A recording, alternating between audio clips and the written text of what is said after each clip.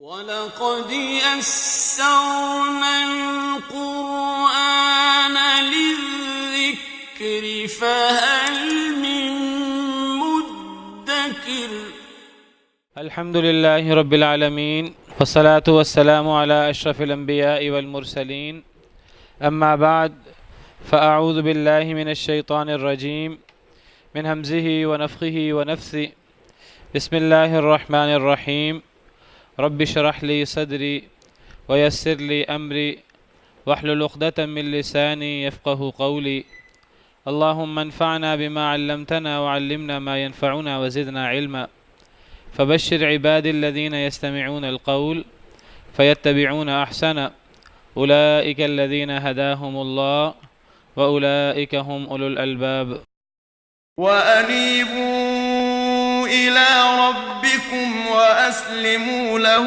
من قبل أن يأتيكم العذاب ثم لا تنصرون واتبعوا أحسن ما أنزل إليكم من ربكم من قبل أن يأتيكم العذاب بغتة وأنتم لا تشعرون أن تقول نفس يا حسرة على ما فرطت في جنب الله وإن كنت لمن الساخرين أو تقول لو أن الله هداني لكنت من المتقين أو تقول حين ترى العذاب لو أن لي كرة فأكون من المحسنين بلى قد جاءتك آياتي فكذبت بها واستكبرت وكنت من الكافرين ويوم القيامة ترى الذين كذبوا على الله وجوههم مسودة أليس في جهنم مثوى للمتكبرين وينجي الله الذين اتقوا بمفازتهم لا يمسهم السوء ولا هم يحزنون أعوذ بالله من الشيطان الرجيم بسم الله الرحمن الرحيم وأنيبوا إلى ربكم وأسلموا له من قبل أن يأتيكم العذاب ثم لا تنصرون اور رجوع کرو اپنے رب کی طرف وَأَسْلِمُوا لَهُ اور جھک جاؤ اس کے لیے، اس کے سامنے سر تسلیم خم کر لو، اپنے رب کی طرف انابت کرو، رجوع کرو اور اس کے سامنے اپنا سر جھکا لو، اس کی ہر بات مان لو۔ یہی مطلب ہے اللہ پر ایمان لانے کا۔ بعض لوگ اللہ پر ایمان لانے کا مطلب، اللہ کی طرف رجوع کرنے کا مطلب سمجھتے ہیں کہ بس اس کا مطلب یہ ہے کہ بس اللہ کو رب مان لینا، اللہ کو صرف منہ سے رب مان لینا کافی نہیں ہے۔ یہ ایک بندہ کہ جی نہیں میں زبان سے بھی اللہ کو رب مانتا ہوں، اس کے ساتھ ساتھ میں دل میں بھی اللہ کو رب سمجھتا ہوں، دل میں تصدیق بھی ہے میری، یہ دو چیزیں بھی کافی نہیں ہیں۔ جب تک ہم زبان سے جو اقرار کرتے ہیں اللہ پر ایمان لانے کا، دل سے جو تصدیق کرتے ہیں کہ جی ہمارا رب اللہ ہے، دل سے بھی ہم ایسے ہی سمجھتے ہیں، جب تک ہم اپنے اعمال کے ذریعے اس کو ثابت نہ کریں، جب تک ہم اپنے جوارح اپنے اعمال کے ذریعے عمل کر کے نہ دکھائیں۔ اگر آپ صرف تصدیق کی بات کریں، دل کی تصدیق کی، تو آپ مجھے بتائیے کہ بہت سے مشرک ہیں اللہ کو رب سمجھتے ہیں۔ شیطان جو ہے اللہ کی عظمت کا قائل، اللہ کے رب ہونے کا قائل تو شیطان بھی ہے، کیا خیال ہے کہ نہیں؟ اس کو پتہ ہے اللہ نے اسے آسمانوں پہ بلا لیا تھا فرشتوں کے ساتھ، اللہ کی معرفت اسے ہم سے زیادہ ہے شاید، اللہ کی عظمت اور ان چیزوں کی، دل سے وہ سمجھتا ہوگا، دل سے صرف سمجھنا کافی نہیں ہوتا، دل سے سمجھنے کے ساتھ زبان سے اس کا اقرار بھی کرنا ہوتا ہے، زبان سے کبھی انکار بھی نہیں کرنا ہوتا۔ بندہ دل میں بھی اللہ پر ایمان رکھے، دل سے بھی اللہ کی طرف رجوع کرے، اور پھر زبان سے اس کا اقرار بھی کرے، دل میں بھی اللہ کی وحدانیت کا قائل ہو، اللہ کی عظمت کا قائل ہو، زبان سے بھی کہ اللہ سب سے بڑا ہے، اور زبان سے بھی کہ میں اللہ کی ہر بات مانتا ہوں۔ لیکن صرف زبان سے مان لینا اکیلا یہ بھی کافی نہیں ہے، جس طرح صرف دل سے تصدیق کر لینا کافی نہیں ہے، جیسے میں نے کہا کہ شیطان بھی دل سے اللہ کی معرفت رکھتا ہے، صرف زبان سے دعویٰ کر لینا بھی کافی نہیں ہے۔ منافق زبان سے دعویٰ کرتے ہیں، وَمِنَ النَّاسِ مَن يَقُولُ آمَنَّا بِاللَّهِ وَبِالْيَوْمِ الْآخِرِ وَمَا هُمْ بِمُؤْمِنِينَ۔ منافق کہتے ہیں کہ ہم ایمان لائے اللہ پر اور آخرت پر، اللہ فرماتے ہیں وہ مومن نہیں ہے، یہ اللہ کا فیصلہ ہے۔ وہ تو منہ سے کہتے ہیں ہم ایمان لائے، تو دعویٰ کر لینا بھی کافی نہیں ہے، انسان جھوٹا دعویٰ کر سکتا ہے۔ تو نہ دعویٰ کر لینا کافی ہے، نہ صرف تصدیق دل سے کر لینا کافی ہے، ان چیزوں کا عملی ثبوت کر کے دکھانا ہوتا ہے۔ اللہ نے جو فرمایا منافق جو ہے وہ مومن نہیں ہے، کیوں؟ وہ تو زبان سے کہہ رہا ہے میں اللہ پر ایمان لاتا ہوں، نماز بھی پڑھتا ہے دکھاوے کی، زکوٰۃ بھی دیتا ہے، تو اللہ نے کیوں فرمایا وہ مومن نہیں ہے؟ یا تو اس لیے کہ اس کے دل میں ایمان نہیں ہے، اور یا یہ کہ اس کے اعمال جو ہیں، اس کے اعمال مومن والے اللہ پر ایمان والے لوگوں کے جیسے اعمال نہیں ہیں۔ اصل میں جو بھی انسان دعویٰ کرے، جو بھی دل میں ہو، تو وہ چیز اس کے اثرات انسان کے اعضاء پر نظر آنے چاہیے۔ اللہ پر ایمان لانے کا مطلب بعض حدیث میں ہم نے پڑھا کہ جو بندہ اللہ پر ایمان لے آئے، ایک بدو آپ کے پاس آیا، ایک اعرابی دیہاتی، تو وہ کہنے لگا کہ اے اللہ کے رسول صلی اللہ علیہ وسلم مجھے کوئی ایسی بات بتائیے کہ اہم ترین بات، خلاصہ، مجھے مختصر بات بتائیے، کوئی لمبی بات نہ بتائیے، کوئی ایسی بات بتائیں دو ٹوک، میں بس اس کو پکا مضبوطی سے اس پہ عمل کروں گا، لیکن مجھے مختصر بات بتائیں، لمبی بات زیادہ نہ بتائیں۔ تو نبی صلی اللہ علیہ وسلم نے فرمایا کہ قل آمنت باللہ ثم استقم، تو کیا میں اللہ پر ایمان لایا پھر ڈٹ جا۔ تو بعض لوگ اس قسم کی احادیث کو، بعض احادیث میں آتا ہے جو بندہ لا الہ الا اللہ پڑھ لے تو جنت میں داخل ہو جائے گا۔ کچھ لوگ اس قسم کی احادیث سے یہ سمجھتے ہیں کہ بس زبان سے آمنا باللہ کہہ دیا، آمنت باللہ کہہ دیا تو اب بس جنت کے حقدار ہم ہی ہیں۔ اصل میں آمنت باللہ کہنے کے، اللہ پر ایمان لانے کے، اللہ کی طرف رجوع کرنے کے کچھ تقاضے ہیں، وہ بعض دفعہ ہمارے پیش نظر نہیں ہوتے۔ ایک بندہ منہ سے کہہ دے میں اللہ پر ایمان لاتا ہوں، قرآن کے احکامات پر عمل نہ کرے، منہ سے کہ میں ایمان لاتا ہوں، میرا اللہ پر بڑا یقین ہے، بڑا ایمان ہے، اللہ کی فرمانات احادیث مبارکہ کو نہ مانے۔ ایک بندہ منہ سے دعویٰ کرتا ہے میں ایمان لاتا ہوں، نماز نہیں پڑھتا، زکوٰۃ نہیں دیتا، حج نہیں کرتا، روزہ نہیں رکھتا، حقوق العباد پہ عمل نہیں کرتا، اللہ نے نکاح، طلاق، کاروبار، زندگی گزارنے کے جو طریقے بتائے ہیں اللہ نے قرآن کریم میں یا اپنے نبی صلی اللہ علیہ وسلم پر نازل فرمائے، نبی صلی اللہ علیہ وسلم نے احادیث مبارکہ میں بتائے، ان کی پرواہ ہی نہیں کرتا، جیسے منہ سے دعویٰ بڑھا کہ میں ایمان لاتا ہوں، تو اس منہ کے دعوے کا کوئی فائدہ نہیں ہوتا۔ تو یہ مطلب ہے، اس کا مطلب یہی فرمایا وَأَنِيبُوا إِلَىٰ رَبِّكُمْ، اپنے رب کی طرف رجوع کرو، وَأَسْلِمُوا لَهُ، اور پھر اللہ کے سامنے جھک بھی جاؤ۔ پھر اللہ کی طرف رجوع کرنے کا آٹومیٹک مطلب یہ ہے کہ پھر انسان اللہ کی ہر بات مانے۔ اور میں نے کل ذکر کیا تھا کہ ہر بات ماننے کا مطلب کیا ہے؟ ہر بات ماننے کا پہلے تو مطلب یہ ہے، پہلے تو ہمیں یہ پتہ ہو اللہ کے فرمانات کیا کیا ہیں، کہاں ہمیں اللہ کے فرمان ملیں گے۔ قرآن میں ملیں گے، صرف قرآن میں ہے کہ کہیں اور بھی ہیں، ہمیں پتہ ہی نہ ہو کہ اللہ کے فرمانات کہاں سے ملیں گے۔ تو بعض لوگ صرف قرآن کو وہی مان لیتے ہیں، سنت کو وہی مانتے ہی نہیں۔ جو سنت کو وہی نہیں مانتے وہ اللہ کے سنت میں 50% سے بھی زیادہ احکامات سنت میں ہیں، 60، 70، 80% احکامات احادیث میں ہیں، تفصیل ساری احادیث میں ہے، قرآن میں تو اصول ہیں۔ تو ایک بندہ جو ہے وہ اس کو پتہ ہی نہیں مجھے اللہ کے احکامات کہاں ملنے ہیں، پہلے یہ جانے کہ اللہ کے احکامات کہاں ملیں گے، پھر اللہ کے ان احکامات کو پڑھے، اور اللہ کے ان احکامات کو پڑھ کر پھر وہ اللہ کے ان احکامات پر عمل بھی کرے، اور اپنے رب کے سامنے جھک جاؤ، اپنے رب کی طرف رجوع کرو اور پھر اس کے سامنے جھک جاؤ۔ من قبل ان یأتیکم العذاب، اس سے پہلے کہ تم پر عذاب آ جائے، ثم لا تنصرون، پھر تمہاری مدد نہیں کی جائے گی۔ تو عذاب کب آئے گا؟ جب کوئی بندہ اللہ کی طرف رجوع نہ کرے، یا کوئی بندہ اللہ کے سامنے جھکے نہ، اللہ کے احکامات نہ مانے، تو عذاب آتا ہے۔ عذاب آنے سے پہلے یہ دو کام کر لو، اللہ سے لو بھی لگا لو، اللہ سے تعلق بھی مضبوط کر لو، اور اس تعلق کا عملی ثبوت اللہ کی ہر بات بھی مان لو، اس سے پہلے کہ عذاب آ جائے۔ جب عذاب آئے گا پھر مدد نہیں ہوگی، پھر مہلت ختم ہو جائے گی۔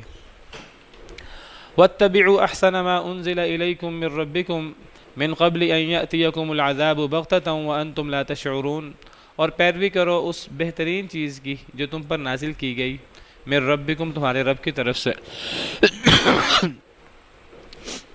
پیچھے بھی وَأَسْلِمُوا لَهُ، اب اللہ کے سامنے جھک جاؤ، اللہ کی باتیں ماننے کے لیے تیار ہو جاؤ۔ اگلی آیت میں باقاعدہ صراحت سے فرمایا پیروی کرو وہ بہترین چیز جو تم پر تمہارے رب کی طرف سے نازل ہوئی ہے۔ اللہ کی طرف انابت، اللہ کی طرف رجوع کا عملی تقاضا ہے یہ اس کا، کہ اب اللہ کی طرف سے اترنے والی ہر چیز پر ایمان بھی لانا ہوگا اور پھر اس کی پیروی بھی کرنی ہوگی۔ اس کے بغیر انابت کا، اس سے بغیر ایمان باللہ کا کوئی تصور ہے نہیں۔ دعوے سے کچھ نہیں ہوتا، عمل کر کے دکھانا پڑتا ہے۔ پیروی کرو اس بہترین چیز کی جو تم پر تمہاری رب کی طرف سے نازل ہوئی، قرآن کی صورت میں، حدیث مبارکہ کی صورت میں جتنی وحی ہے وہ ساری کی ساری بہترین وحی ہے، وہ سب بہترین چیز ہے۔ کوئی بندہ کہے جی اللہ نے تو یہاں ہمیں بہترین جو اللہ نے چیزیں نازل کی ہیں ان میں سے بہترین چیز پر عمل کرنے کا حکم دیا ہے، جو چیزیں بہترین نہیں ہیں ان کو ہم چھوڑ بھی سکتے ہیں، نہیں،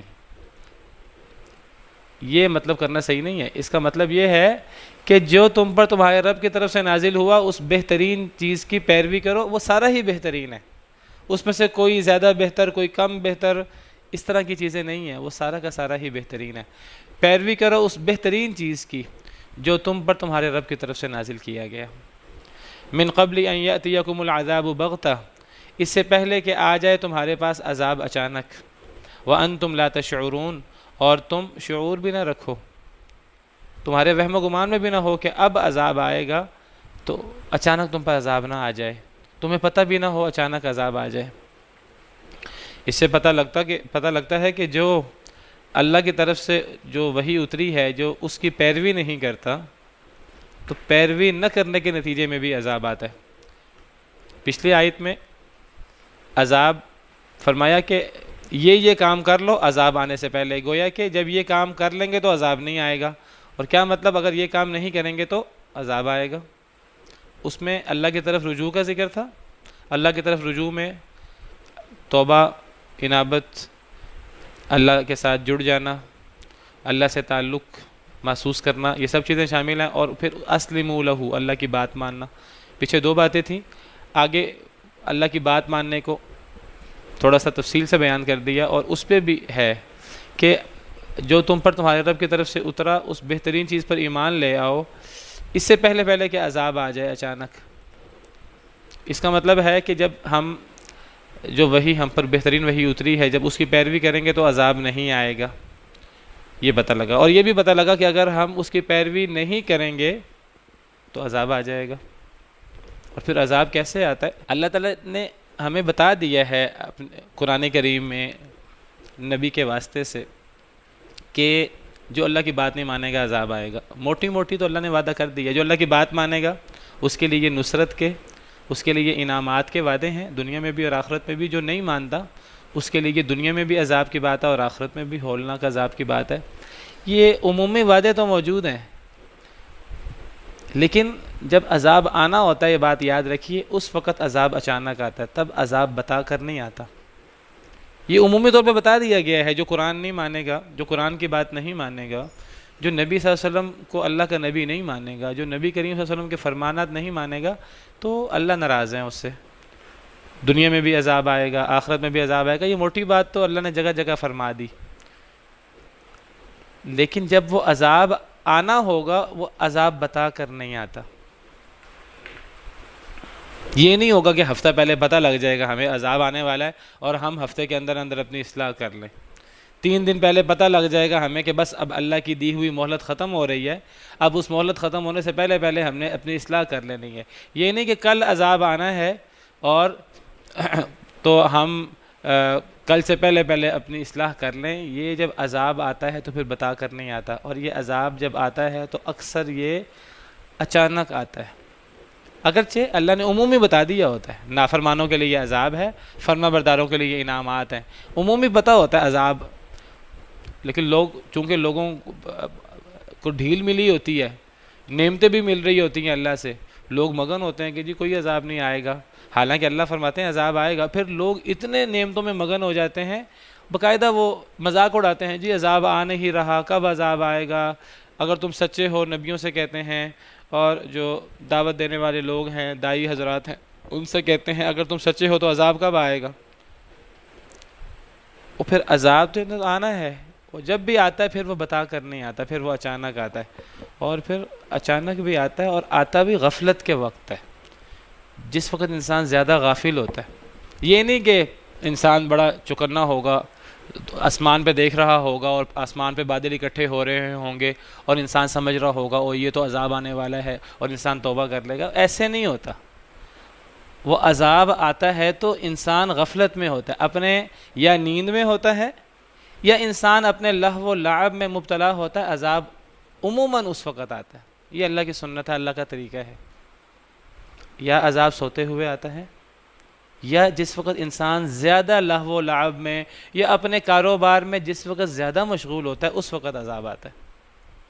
اللہ قرآن میں فرماتے ہیں افامن اہل القری ان یاتیہم باسنا بیاتا وہم نائمون, کیا لوگ اس بات سے بے خوف ہو گئے ہیں کہ رات سوتے ہوئے عذاب آ جائے اور وہ سو رہے ہوں.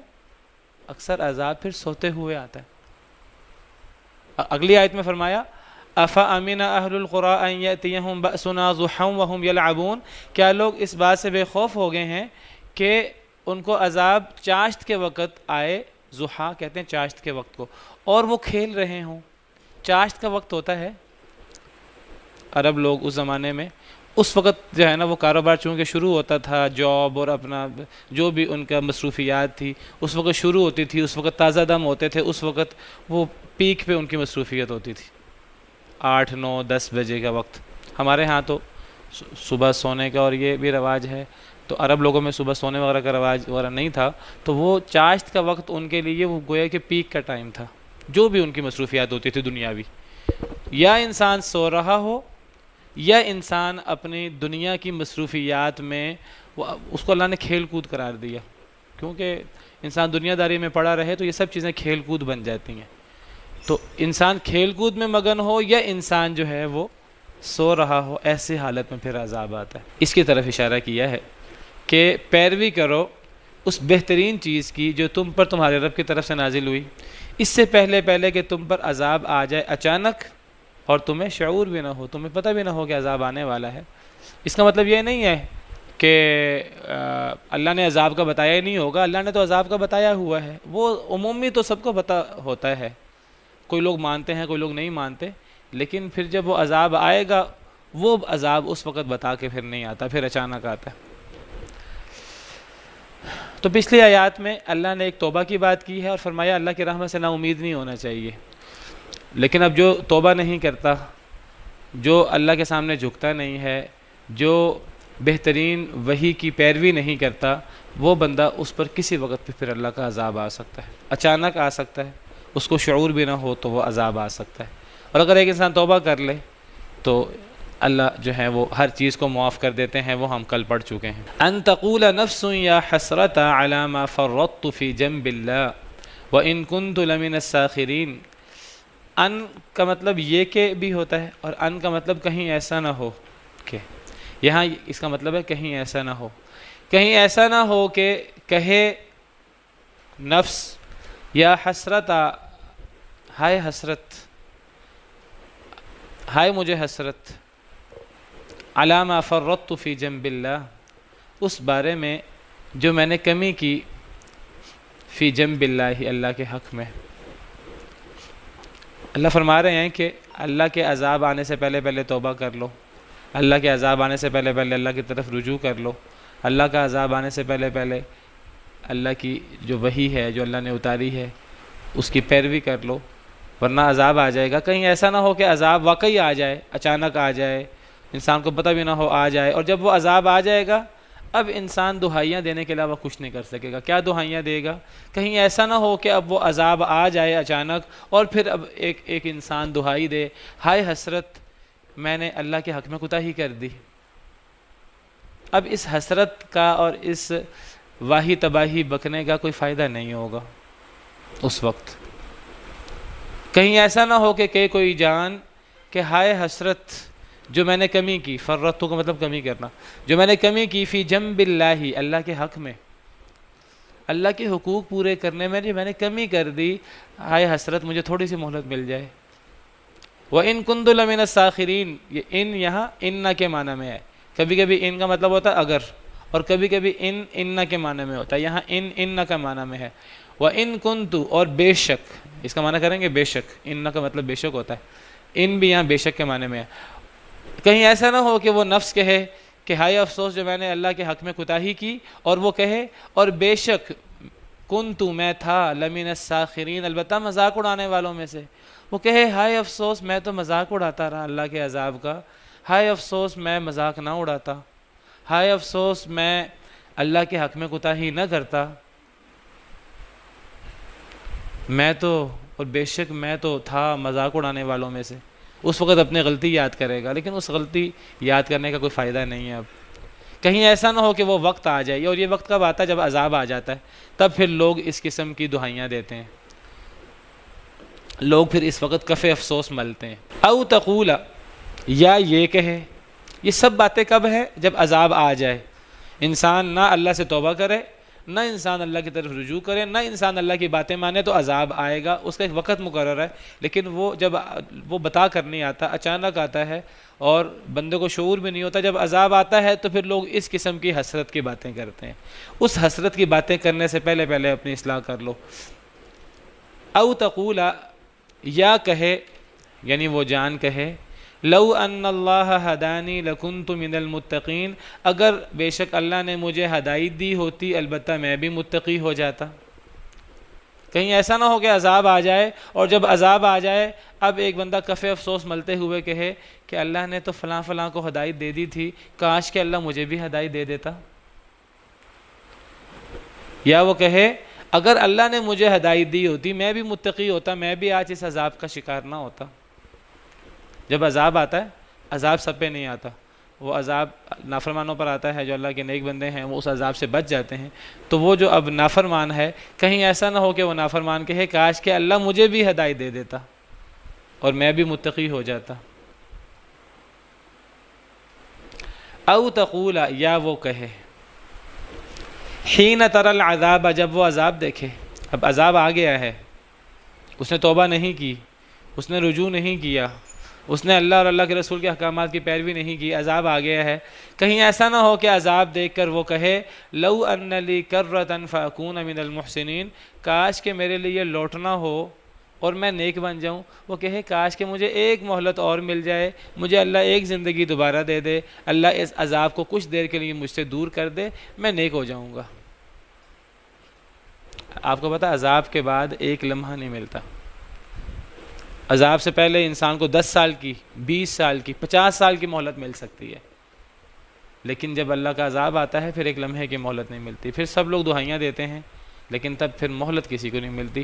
فرعون نے بھی یہی بات کہی تھی، کتنا لمبا عرصہ فرعون کو حضرت موسیٰ علیہ السلام ڈراتے رہے، بلکہ اللہ کی طرف سے عذاب آتے رہے چھوٹے چھوٹے۔ طوفان آ گیا، ٹڈیوں کا عذاب آ گیا، جوؤں کا عذاب آ گیا، خون کا عذاب آ گیا، مختلف اللہ نے نشانیاں بھیجی ہیں اپنی۔ فرعون جب بھی کوئی عذاب آتا اس کی قوم پر، فرعون اس کی قوم حضرت موسیٰ سے کہتے کہ اے موسیٰ ہمیں پتہ ہے یہ عذاب ہمارے ایمان نہ لانے کی وجہ سے آ رہا ہے، اپنے رب سے دعا کرو ہم سے عذاب ٹال دے، اگر وہ ہم سے عذاب ٹال دے گا ہم مومن ہو جائیں گے۔ حضرت موسیٰ دعا کرتے اللہ تعالیٰ سے، اے اللہ تعالیٰ ان پہ عذاب ٹال دیں، یہ ایمان لے آئیں گے۔ اللہ عذاب ٹال دیتے، وہ ایمان لانے سے انکار کر دیتے، پھر دوسرا عذاب، تیسرا عذاب، لیکن چھوٹے چھوٹے عذاب۔ پھر جب حقیقی عذاب آتا ہے پھر مہلت نہیں ملتی۔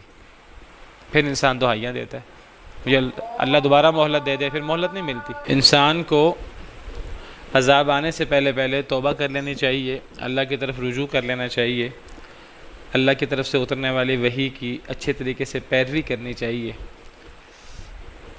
اگر انسان یہ کام نہیں کرے گا تو انسان پر عذاب آئے گا اور لازماً آئے گا۔ ہاں کب آئے گا وہ اللہ کو پتہ ہے کب آئے گا، وہ جلدی بھی آ سکتا ہے، لیٹ بھی آ سکتا ہے، لیکن جو اللہ نے اس کا وقت طے کر دیا ہے اس وقت سے وہ نہ ایک لمحہ آگے ہو سکتا ہے نہ ایک لمحہ پیچھے ہو سکتا ہے، لیکن اس وقت کا کسی کو پتہ نہیں ہے، اور وہ عذاب آتا ہے تو بتا کر نہیں آتا۔ تو اس وقت آنے سے پہلے انسان کو اپنی اصلاح کر لینی چاہیے، توبہ کر لینی چاہیے، ورنہ پھر انسان کف افسوس ملے گا، وہ کہے گا ہائے افسوس میں اللہ کے حق میں کوتاہی نہ کرتا، میں مذاق نہ اڑاتا، کاش کہ مجھے اللہ ہدایت دے دیتے، کاش کہ میں بھی متقین میں سے ہو جاتا۔ جب وہ عذاب دیکھے گا تو وہ کہے گا کاش کہ میرے لیے لوٹنا ہو، میں بھی نیک ہو جاؤں۔ اللہ فرمائیں گے بلا، بلکہ قد جاءتک آیاتی، تحقیق آئی تھیں تیرے پاس میری آیتیں، فکذبت بہا، تو تو نے اس کا انکار کر دیا تھا، واستکبرت، اور تو نے تکبر کیا تھا، وکنت من الکافرین، اور تو کافروں میں سے تھا۔ اللہ فرماتے ہیں بلکہ کا مطلب ہوتا ہے پچھلی باتوں کی تردید۔ اللہ کہتے ہیں تیری اس وقت اب کوئی بات قابل قبول نہیں ہے، اب اس وقت تیرا افسوس کرنا، اب اس وقت تیرا یہ کہنا مجھے ایک دفعہ دوبارہ مہلت مل جائے، اللہ فرمائیں گے ان میں سے کوئی کام نہیں ہوگا، کوئی کام ممکن نہیں ہے۔ تیرے پاس میری آیتیں آتی رہیں، تجھے مہلت ملی، میری آیتیں تیرے پاس آئیں، لیکن تو نے ان کا انکار کیا، تو نے تکبر کیا، اور تو کافروں میں سے تھا۔ جب تو نے اس وقت اللہ کی بات نہیں مانی، اب اللہ کی طرف سے عذاب آ گیا ہے، اب تجھے اب اس وقت مہلت نہیں مل سکتی۔ اللہ نے قرآن کریم میں کئی دفعہ ذکر کیا ہے کہ جب کافر لوگ جو دنیا میں نہیں مانتے، جب دنیا میں ان پر عذاب آ جاتا ہے یا آخرت میں ان پر عذاب آئے گا، جہنم میں ہوں گے، اس وقت بھی یہی باتیں کریں گے۔ سورہ نام میں اللہ فرماتے ہیں، سورہ نام کی آیت نمبر 27 ہے، اللہ فرماتے ہیں وَلَوْ تَرَىٰ إِذْ وُقِفُوا عَلَى النَّارِ، اے نبی کاش کہ آپ دیکھیں، اِذْ وُقِفُوا عَلَى النَّارِ، جب یہ کافر لوگ آگ پر کھڑے ہوں گے، قیامت کے دن جہنم کے کنارے کھڑے ہوں گے، فقالو، تو کیا کہیں گے کافر، یا لیتنا نرد، ہائے کاش کہ ہمیں لٹا دیا جائے، ایک دفعہ دوبارہ ہمیں دنیا میں بھیج دیا جائے، ولا نکذب بآیات ربنا، ہم اپنے رب کی آیتوں کو کبھی نہیں جھٹلائیں گے اب، ونکون من المؤمنین، اور ہم مومن ہو جائیں گے۔ وہی باتیں جو دنیا میں نبی ان سے کہتے رہے، وہی باتیں جو اللہ کی کتاب ان سے کہتی رہی، وہی باتیں جو اللہ کی طرف بلانے والے ان سے کہتے رہے، انہوں نے دنیا میں نہیں مانا، دنیا کے اندر اللہ کے عذاب کا شکار ہوا۔ اب آخرت میں جب جہنم کے کنارے کھڑے ہوں گے اور جہنم میں جانے والے ہوں گے تو اس وقت بھی یہی کہیں گے کاش کہ ہمیں مہلت مل جائے۔ اللہ کیا جواب دیں گے؟ اللہ فرمائیں گے بلکہ کا مطلب ہے تمہاری بات پوری نہیں ہوگی۔ بدا لہم ما کانوا یخفون من قبل، ظاہر ہو گئی ان کے لیے جو وہ چھپایا کرتے تھے اس سے پہلے۔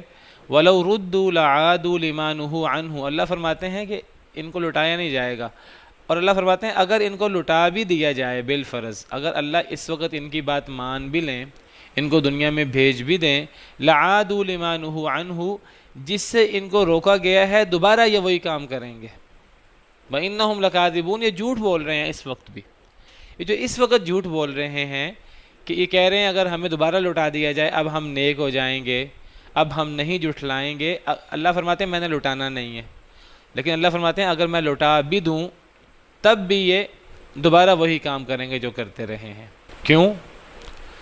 اس لیے کہ جب انسان اگر دوبارہ بھی دنیا میں آ جائے عذاب دیکھنے کے بعد بھی، اصل میں جو شیطان ساتھ لگا ہوا ہے نا دھوکہ دینے کے لیے اور دھوکے میں مبتلا کرنے کے لیے، ابھی جو ہے نا بڑا وقت ہے، موت آنے میں، ابھی بڑھاپا آنے میں بڑا وقت ہے، تھوڑا سا فائدہ اٹھا لو۔ دنیا کے اندر جو اللہ نے رنگینی رکھ دی ہے، تو جو بندہ اس رنگینی کا اور شیطان کے دھوکوں کا شکار ہو جاتا ہے تو پھر وہ آئندہ بھی شیطان کے دھوکوں کا شکار ہوگا، وہ آئندہ بھی کہے گا تھوڑا سا فائدہ اٹھا لوں دنیا میں، موت آنے سے پہلے اپنی اصلاح کر لوں گا، موت کا وقت مقرر نہیں ہوتا۔ اللہ فرماتے ہیں اگر ان کو لٹا بھی دیا جائے دوبارہ یہ لوگ یہی کام کریں گے، لیکن اللہ نے لٹانا ہی نہیں ہے، اور ایک اور آیت کریمہ میں اللہ تعالیٰ فرماتے ہیں، سورہ مؤمنون آیت نمبر 100، اللہ فرماتے ہیں آیت نمبر 99 اور 100، حتیٰ اذا جاء احدہم الموت، حتیٰ کہ جب ان میں سے کسی ایک کو موت آتی ہے، یعنی کافروں میں سے کسی ایک کو موت آتی ہے، قال رب ارجعون، وہ کہتا ہے کہ اے میرے رب مجھے لٹا دیں۔ مجھے لٹا دیں کہ کیا مطلب؟ اے اللہ تعالیٰ مجھے میری موت تھوڑی لیٹ کر دیں، لعلی اعمل صالحا فیما ترکت، تاکہ میں نیک عمل کروں جو میں چھوڑ آیا ہوں۔ میں اپنی زندگی میں نیک عمل نہیں کر سکا، اے اللہ تعالیٰ میری مہلت مکمل ہو گئی ہے، اے اللہ تعالیٰ مجھے تھوڑی سی مہلت دے دے، مجھے ایک دفعہ دوبارہ زندگی دے دے، میں نیک عمل کروں جو میں چھوڑ آیا ہوں۔ اللہ فرمائیں گے کلا، ہرگز نہیں۔ جب موت کسی کی آ جاتی ہے ایک لمحہ بھی پھر لیٹ نہیں ہوتی۔ انہا کلمۃ هو قائلها، یہ ایک کلمہ ہے جو وہ کہے گا۔ یہ کلمہ ہر کافر مرتے وقت ضرور کہتا ہے، یہ کلمہ ہے جو وہ ہر بندہ اس کو کہتا ہے، جیسے فرعون نے بھی کہا تھا، یہ کلمہ ہر کافر کہتا ہے۔ وَمِن وَرَائِهِمْ بَرْزَخٌ، لیکن اس کلمے کا کوئی فائدہ نہیں ہوتا، اللہ لٹاتے نہیں ہیں، اور ان کے پیچھے برزخ ہے، اِلَى يَوْمِ يُبْعَثُونَ، اس دن تک جس دن یہ اٹھائے جائیں گے۔ اب برزخی زندگی شروع ہو گئی ہے ان کی، اب ان کے برزخی معاملہ شروع ہو گئے ہیں۔ تو ہر کافر مرتے وقت یہ دہائی دیتا ہے، لیکن المیہ یہ ہے کہ جو مرنے والا ہر کافر یہ دہائی دیتا ہے، جو زندہ کافر ہے وہ اپنی اصلاح نہیں کرتے، ان کو نہیں پتا کہ مرنے والے کافروں کے ساتھ کیا ہو رہا ہے۔ اگر کسی کو پتہ لگ جائے مرنے والے کے ساتھ کیا ہو رہا ہے اور اسے یقین ہو، فوراً سے پہلے اپنی اصلاح کر لے۔ جب ایک انسان مرتا ہے، مرتے وقت کا عذاب، پھر قبر میں جاتا ہے، قبر میں جاتے ساتھ ہی اس کا استقبال ہوتا ہے، پھر کافر اگر ہو نا، عذاب کے ساتھ اور جوتوں کے ساتھ، اور یعنی ہر قسم کا عذاب اس کو ملتا ہے۔ قبر اس کو اس طرح بھینچتی ہے، جیسے ہی قبر میں جاتا ہے، حدیث میں آتا ہے کہ وہ اتنی زور سے چیختا ہے کہ انسان اور جن کے علاوہ ہر مخلوق اس کی چیخ کو سنتی ہے، انسان اور جن نہیں سنتے۔ اور اگر انسان اور جنوں کو پتہ لگ جائے کہ کافروں کے ساتھ مرنے کے بعد کیا ہوتا ہے، تو لوگ اپنے مردوں کو قبروں میں دفنانا چھوڑ دیں، حدیث میں آتا ہے، حدیث مبارکہ میں ہے، اگر لوگوں کو پتہ لگ جائے کہ قبر میں کیا ہوتا ہے لوگوں کے ساتھ، تو لوگ اپنے مردوں کو قبروں میں دفنانا ہی چھوڑ دیں۔ اتنی خوفناک موقع ہے، اتنا ہولناک منظر ہے، اور حدیث میں ہے میں نے قبر سے زیادہ بدتر منظر نہیں دیکھا جتنا بدتر عذاب ہوتا ہے۔ اتنے خوفناک قبر اور اتنی ہولناک عذاب جہنم کا وہ ہے، لیکن ہم لوگ غفلت میں ہیں، ہم لوگ توجہ ہی نہیں کرتے، ہم لوگ چھوٹی چھوٹی باتوں کے پیچھے اللہ کو چھوڑ دیتے ہیں، چھوٹے چھوٹے مفاد کے پیچھے اللہ کی بات کو، اللہ کے حکم کو، نبی کے فرمان کو پس پش ڈال دیتے ہیں، اور ہم سمجھتے ہیں کچھ نہیں ہوگا، اللہ معاف کرنے والے ہیں، اللہ معاف کر دیں گے، اور ہم نے ایسے خواہشات پال رکھی ہیں۔ اللہ فرماتے ہیں بلا، بلکہ قد جاءت کا آیاتی، تحقیق آئی تھیں تیرے پاس میری نشانیاں، میری آیتیں، بس تو نے جھٹلایا تھا ان کو، تو نے تکبر کیا تھا اور تو کافروں میں سے تھا، اب تجھے مہلت نہیں ملے گی۔ پھر اللہ فرماتے ہیں یہ تو دنیا کی بات ہے نا، دنیا کے عذاب کی، دنیا کے عذاب کے وقت یہ دہائیاں دے گا، اللہ اس کی کوئی بات نہیں سنیں گے۔ وَيَوْمَ الْقِيَامَةِ تَرَى الَّذِينَ كَذَبُوا عَلَى اللَّهِ وُجُوهُهُمْ مُسْوَدَّةٌ، پچھلی آیات میں دنیا کی بات ہے عذاب کی، اب اللہ قیامت کی بات کر رہے ہیں، ان لوگوں کا قیامت کے وقت کیا حال ہوگا۔ اللہ فرماتے ہیں اور قیامت کے دن تَرَى الَّذِينَ كَذَبُوا، اے نبی آپ دیکھیں گے ان لوگوں کو جنہوں نے جھوٹ بولا، علی اللہ، اللہ پر، وجوہہم مسودہ، ان کے چہرے سیاہ ہوں گے۔ جو لوگ اللہ پہ جھوٹ بولتے رہے، شرک کرنا یہ اللہ پہ جھوٹ ہوتا ہے، اللہ پر افتراء ہوتا ہے، اور اللہ پہ جھوٹ بولنے کی صورتیں پہلے بھی بتا چکا ہوں۔ جو لوگ اللہ پہ جھوٹ بولتے رہے، اے نبی آپ دیکھیں گے قیامت کے دن ان کے چہرے سیاہ ہوں گے۔ کیوں سیاہ ہوں گے؟ اللہ کا غضب جب ان کے سامنے آئے گا نا، اللہ کتنے غضب میں ہے، تو ان کے چہرے خوف کے مارے، ہیبت کے مارے ان کے چہرے سیاہ ہو جائیں گے۔ جب وہ عذاب دیکھیں گے نا سامنے، ہولناک جہنم کا عذاب، تو ان کے چہرے پھر وہ صحیح نہیں رہیں گے، وہ سیاہ ہو جائیں گے۔ اور قرآن کریم میں یہ بھی فرمایا سیاہی کیسی ہوگی؟ جیسے سب سے تاریک رات ہوتی ہے نا، اللہ فرماتے ہیں اس رات کی طرح ان کے چہرے سیاہ ہوں گے۔ یہ کافروں کے ہیں، اور جو مومن ہیں ان کے چہرے روشن سفید۔ یوم تبیض وجوہ وتسود وجوہ، سورہ آل عمران میں ہے، کچھ چہرے اس دن سفید ہوں گے، کچھ چہرے اس دن سیاہ ہوں گے۔ کافروں کے چہروں پر ذلت اور پھٹکار اور سیاہی چھائی ہوگی اللہ کے خوف کے مارے اور عذاب کو دیکھ کر۔ اللہ فرماتے ہیں الیس فی جہنم مثوی للمتکبرین، کیا نہیں ہے جہنم میں ٹھکانہ تکبر کرنے والوں کا؟ ایک سوال ہے اور سوال کے اندر انکار ہے، کیا جہنم میں تکبر کرنے والوں کا ٹھکانہ نہیں ہے؟ کیا مطلب یہ جو تکبر کرنے والے ہیں، جو دنیا میں اللہ اور اللہ کے رسول کی باتیں نہیں مانتے، توبہ نہیں کرتے، یہ متکبر لوگوں کا ٹھکانہ جہنم میں نہیں ہے؟ اگر ان کا نہیں ہے تو پھر کس کا ہے؟ استفہام انکاری ہے، پھر کس نے جہنم میں جانا ہے؟ تو یہ کافروں کی بات ہے۔ دنیا کے اندر موت کے وقت، عذاب کے وقت ان کی کیا کیفیت ہے اور آخرت کے وقت ان کی کیا کیفیت ہے، یہ کافروں کی بات ہے۔ اگلی آیت میں اللہ نے پھر نیک لوگوں کی بات کی ہے۔ اللہ کی ایک سنت مبارکہ ہے، اللہ جب بھی کافروں کی بات کرتے ہیں نیک لوگوں کا ضرور ذکر کرتے ہیں، جب بھی نیک لوگوں کی بات کرتے ہیں کافروں کا ضرور ذکر کرتے ہیں، تاکہ امید اور خوف دونوں ساتھ ساتھ ہوں۔ تو انشاءاللہ ہم اگلی آیت کریمہ کو کل پڑھیں گے جس میں مومنوں کا ذکر ہے۔ یہ آیت نمبر 60 تک کافروں کی بات ہے، دنیا میں کے اندر ان کے ساتھ کیا ہوتا ہے مرتے وقت، اور پھر آخرت میں ان کے ساتھ کیا ہوگا۔ والعیاذ باللہ۔ سبحانک اللہم ربنا وبحمدک، اشہد ان لا الہ الا انت، استغفرک واتوب في رحمه تحلو الحياة شوقا